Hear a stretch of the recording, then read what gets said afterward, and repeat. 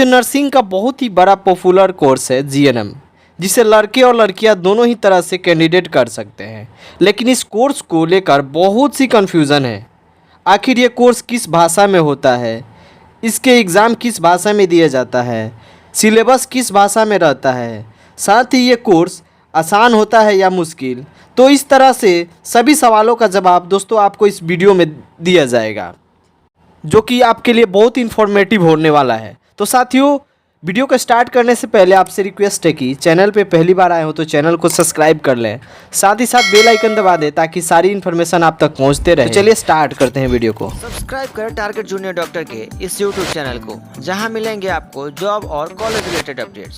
साथ ही GNM nursing से संबंधित ये 3 साल का कोर्स रहता है, जिसमें अलग से 6 महीने का इंटर्नशिप भी करनी पड़ती है। और इस कोर्स को 12th पास सभी उम्मीदवार, चाहे वह 12th किसी भी भाषा से किए हो, चाहे वो हिंदी मीडियम से हो या इंग्लिश मीडियम से, सभी तरह के उम्मीदवार इस कोर्स को आसानी से कर सकते हैं। और आपको बता दूं कि जिन राज्यों में जीएनएम के लिए इंट्रेंस एग्ज़ाम दिया जाता है, तो वे इंट्रेंस एग्ज़ाम भी हिंदी और इंग्लिश दोनों भाषाओं में लिया जाता है। साथियों, दोनों भाषाओं में किसी भी भाषा में आप एग्ज़ाम दे सकते हैं। साथियों, जीएनएम का एंट्रेंस एग्ज़ाम दोनों भाषा में होता है, तो आपको घबराना नहीं है। आप अपनी समझ से आप जिस भी भाषा में कंफर्टेबल हो उस भाषा में आप कोर्स को कर सकते हैं। लेकिन साथियों, इस कोर्स का सिलेबस भले ही हिंदी में हो, फिर भी किसी भी कोर्स में एडमिशन लेने से पहले एक बार कॉलेज में कंफर्म ज़रूर कर लीजिए कि वहाँ पर पढ़ाई किस भाषा में कराई जाती है, कौन सी भाषा में टीचर इस कोर्स को पढ़ाएंगे।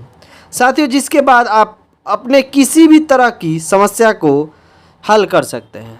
तो साथियों, जिसके बाद में आपको किसी भी तरह की समस्या ना आए, अब इसके सिलेबस के बारे में हम जान लेते हैं।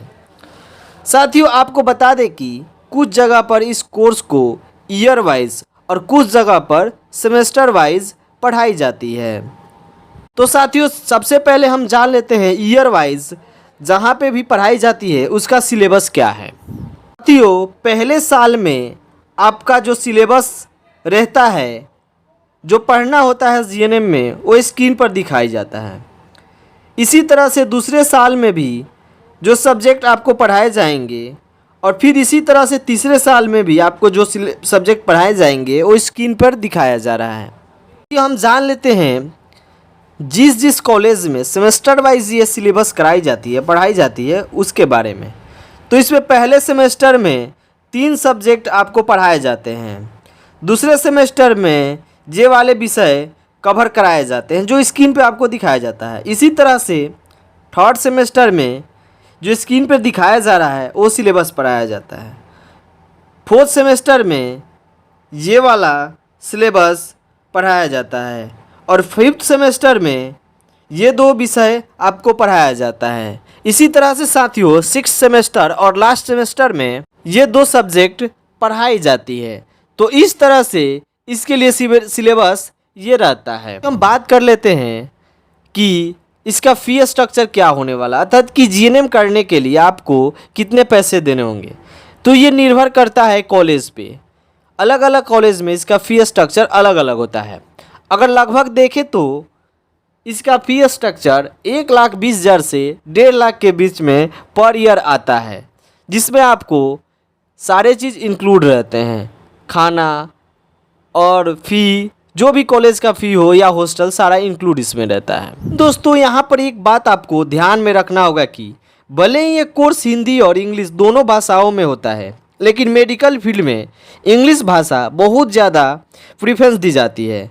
आप भले ही हिंदी भाषा में ये कोर्स कर लें, अच्छे नंबर भी लाएं और नौकरी भी आपको मिल जाए, लेकिन इस फील्ड में तरक्की करने के लिए, बड़े हॉस्पिटल में काम करने के लिए यहाँ पर डॉक्टर से मिलकर आपको काम करना पड़ेगा। वहाँ पर इंग्लिश भाषा की आना आपको बहुत ज़रूरी होता है।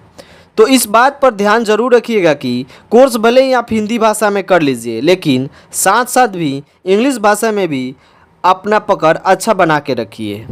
साथियों, आपको बता दूं कि ये कोर्स ज़्यादा मुश्किल नहीं होता है। थोड़ी बहुत शुरुआत में आपको मुश्किलें आ सकती है, लेकिन कोर्स आसान होता है और आसानी से आप नर्सिंग फील्ड में ये कोर्स कर सकते हैं और अच्छा जॉब पा सकते हैं। बाकी आप अपना फीडबैक कमेंट बॉक्स में ज़रूर दीजिएगा और साथ ही साथ हमसे जुड़ने के लिए सब्सक्राइब कर दीजिएगा टारगेट जूनियर डॉक्टर को। तो चलिए मिलते हैं अगले वीडियो में, तब तक के लिए धन्यवाद।